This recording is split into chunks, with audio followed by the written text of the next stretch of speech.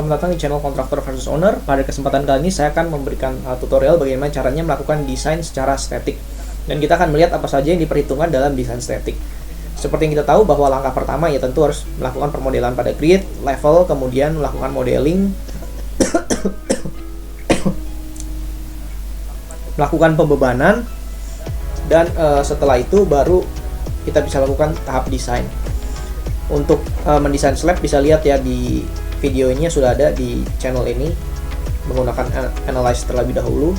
Nah sekarang ini kita langsung ke desain konkret secara statik. Ini langsung klik aja tombolnya. Ini bisa dilihat ya, sebenarnya desain ini kalau konkret ya untuk konkret aja. Misal ada bangunan bajanya juga bisa pakai yang ini, atau langsung mau semuanya juga bisa. Tapi kita akan fokus ke bangunan beton. Dan ini desainnya ini nanti kurang lebih hasilnya seperti ini. Kita bisa lihat di bagian review, desain data, tabular data. Nah, di sini bisa dilihat kolom-kolomnya. Biasa sih di static pass semua. Kalau mau cek, oke, di sini longitudinal ya. Kurang lebih nanti untuk tampilan yang desain gempa juga mirip seperti ini sih. Bisa dilihat di sini ini 4 count ini apa. Jadi ini jumlah dari tulangannya. Jadi ini jumlah dari tulangannya. Terus ini spasi tengahnya berapa, ini contoh ya. Misal kalau mau diganti juga bisa tuh seperti itu jadinya. Tapi balikin lagi, misal kalau ada yang merah di sini nggak masuk, ini baru kita bisa otak-atik. Terus ini untuk diameter tulangannya bisa gonta-ganti di sini juga. Terus ini sectionnya kalau mau ganti juga bisa. Ini mutu beton. Terus di sebelah sini ini rangkumannya sebenarnya, momennya berapa segala macam. Di bagian atas, tengah, tengahnya mid fifth dan bottom. Oke, yang bisa dilihat di sini ada momen, ada P, terus ada spasi, terus ada luas tulangan yang bisa dilihat di rangkuman sini ya. Ini juga sama untuk selimut beton harus 4 cm ya, atau 40 mili. Itu kalau secara syarat. Kemudian kita lihat ke bagian sengkangnya di sini.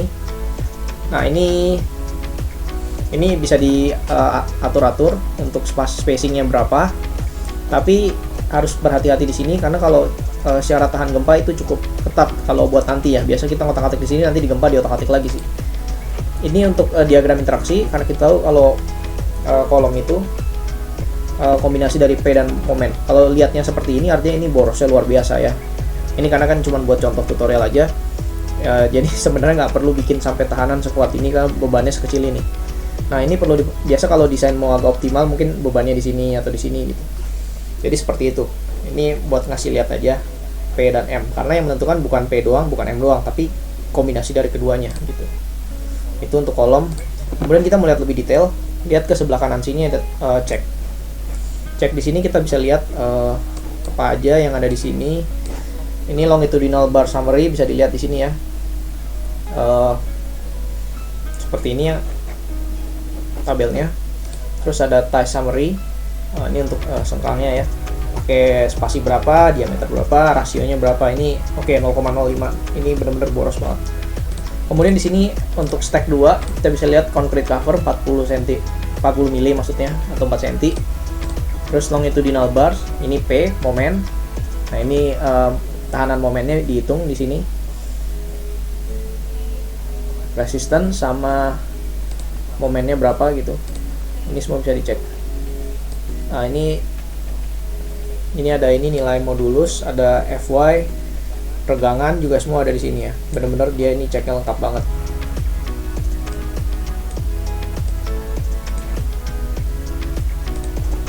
Ya, seperti itu kira-kira. Kemudian 3D building analyze ini PN dibagi VPN max 002. Ini kita bisa lihat apa sih itu. Nah, ini di sini ada perhitungannya. Jadi dia itu ngebandingin VPN max-nya sama PN-nya dari mana nih. Kita lihat dari sini nih.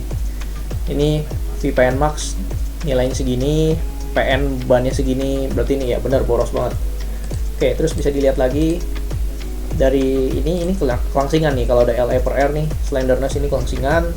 Dia pun juga melakukan cek ya. Karena ini kolom.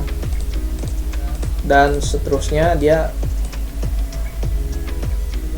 melakukan pengecekan bahkan sampai ke bar limitnya nih. Saya kasih tunjuk. Nah ini sampai sedetail ini.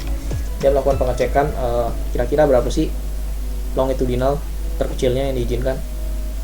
Nah ini semua benar-benar dicek. Kalau misalkan ada satu yang nggak masuk aja, ini pasti akan di cross. Jadi kita bisa perbaikin. Ini juga sama, berapa area yang diizinkan, minimal maksimalnya semuanya lewat. Shear ties, ini gaya geser.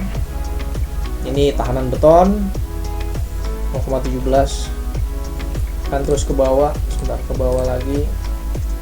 Ya, ini perhitungannya. Bisa dilihat di sini ya. Jadi seperti itu ya, itu untuk kolom. Jadi cukup banyak sekali yang dicek. Sekarang kita akan cek ke bagian beton. Oke, ini kan concrete columns, kita ganti aja ke beams. Kita lihat salah satu ini dari baloknya. Ini juga sama ya, sebenarnya mirip tampilan yang tadi, bisa diotak-atik jumlahnya kalau misalkan ada yang nggak masuk. Ini summary-nya yang ditunjukkan di bawah sini. Di bawah sini, ini ada luas tulangan, spasi dan segala macam semua ada. Sidebar, semuanya ini benar-benar dihitung pokoknya. Nah ini untuk sengkangnya seperti ini. Tampilannya simpel aja, kalau mau otak-atik ya tinggal otak-atik ini untuk longitudinal dan transversal dari sini. Ini tadi rasionya. Terus kita akan cek, kita akan lihat sebenarnya apa aja sih yang dicek. Nah ini area dari tulangan yang dibutuhkan. Terus yang disediakan berapa, benar-benar boros juga sih ini. Bisa dilihat segala macam. Terus ini design summary bending topnya. Ini yang bawah concrete cover, sama mirip kayak kolom tadi ya, dicek 40 mili. Longitudinal bar bisa dilihat di sini berapa yang dibutuhkan. Terus analisis bar limit, semuanya udah benar-benar pas. Oke, jadi ini bisa dilihat ya, ada dB smallest, dB long, longitudinal minimalnya berapa, segala macamnya di sini dicek benar-benar. Namanya juga bar limit check. Terus ini side reinforcement nggak dibutuhkan, berarti torsinya masih bisa ditahan. Deflection check, ini juga ada defleksinya. Hamin, ini apa yang dicek semua benar-benar, ini benar-benar semuanya dicek. Terus sengkangnya. Nah ini AV per S untuk apa? Hitung sengkang berapa yang dibutuhkan, segini. Terus provided-nya berapa, kan bisa dilihat di sini, provided required, rasionya segini, berarti benar-benar aman, boros bisa dibilang ya. Oke, ini terus pokoknya semua rumus untuk gaya geser dari beton ini semua diaplikasikan untuk pengecekan gitu. Jadi kalau memang mau dilihat satu-satu sih bakal lama banget, karena benar-benar semua dicek. Tapi yang pasti kalau misalkan ada yang nggak masuk, bakal kelihatan di cross dan bisa langsung diperbaiki. Jadi seperti itu, sebenarnya nggak terlalu banyak sih kalau desain secara statik ya. Karena ini belum ada gaya gempa, nanti agak sedikit ribet tuh gaya gempa karena banyak parameter yang sebenarnya bakal membatasi dari desainnya gitu, bakal banyak gonta-ganti gara-gara itu gempa. Kalau statik sih biasanya cenderung aman. Tapi kalau statik aja udah bahaya sih, nah itu apalagi gempanya. Oke, jadi sekian untuk video kali ini. Semoga video ini berguna dan jangan lupa untuk subscribe. Terima kasih karena sudah menonton.